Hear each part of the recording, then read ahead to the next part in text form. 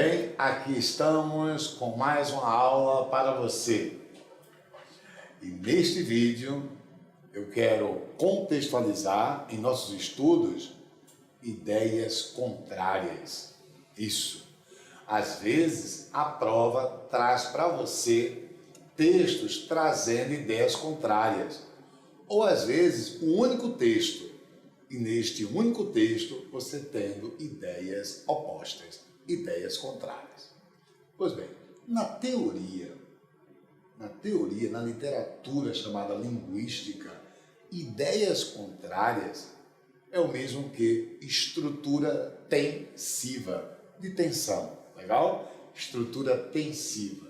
Então, encontrar um texto trazendo ideias contrárias ou dois textos, quando comparados, trazendo ideias contrárias, então você está diante de uma estrutura tensiva. Guarde esse nome, estrutura tensiva. Ponto 2. Quando você se depara que há ideias contrárias, você deve focar as seguintes observações.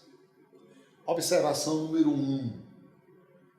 Se o autor do texto traz ideias contrárias, mas não provocando choque entre elas.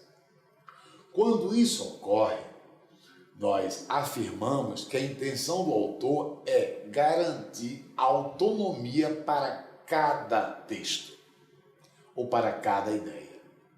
Ok? Então, vou dar um exemplo bem prático. Você vai assistir a um filme 007 e o filme começa mostrando o agente de investigação à beira de uma piscina tomando um banho de sol. Ele sozinho. E lá, durante essa passagem do texto, a progressão é justamente contextualizar que o investigador é de porte atlético, bem como contextualizar que ele traz recursos tecnológicos avançados. Então vamos supor que ele esteja manipulando uma caneta, e essa caneta ela também é uma pistola, essa caneta também tem a função de tirar fotos. Enfim, quer mostrar que o agente de investigação ele tem recursos tecnológicos. Enquanto o filme estiver focando a pessoa do agente de investigação, o texto está garantindo uma unidade temática. Agora, vamos supor, com muita sutileza, surge um outro cenário. Agora, um grupo de ladrões, ok? Estão combinando um assalto. E aí você também já tem uma outra progressão no texto. O autor trabalhando e mostra que esses ladrões, eles também trazem recursos tecnológicos avançados e também garantem um bom porte físico, ou seja, também são espartanos, digamos assim. Enfim, você se depara com ideias contrárias. Um é o agente de investigação, o outro é quem? O outro é um grupo de marginais. Então, eu tenho ideias contrárias. Mas veja, o autor se preocupou no início do filme, digamos, a mostrar cada um isoladamente. Então, não garante choque entre as ideias contrárias. E aí eu tenho uma estrutura tensiva assegurando a autonomia das partes ou de cada parte. Mas às vezes o autor, em seu texto, vai fazer o seguinte: ele vai fazer com que haja um choque entre as ideias contrárias. E claro, com isso, a proposta passa a ser a de desqualificar uma das ideias contrárias. Como assim, Anivaldo? Você vai lendo o texto na prova e percebe que temos ideias contrárias. Depois você percebe que uma ideia se sobrepôs à outra. Uma ideia venceu a outra. Isso é a ideia que as questões cobram dos candidatos ou dos alunos, que é a desqualificação. A intenção do autor será desqualificar uma das ideias, a ideia vencida. Bem, vamos ao texto e vamos observar se na estrutura tensiva existe a proposta de se sobrepor, ou seja, é a desqualificação de uma ideia ou a proposta será de garantir autonomia entre as partes. Confira na tela. Texto 1.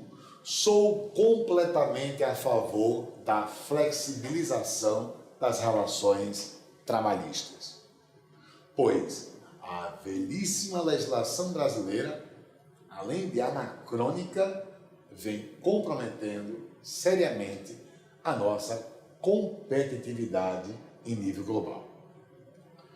Vamos ao texto 2.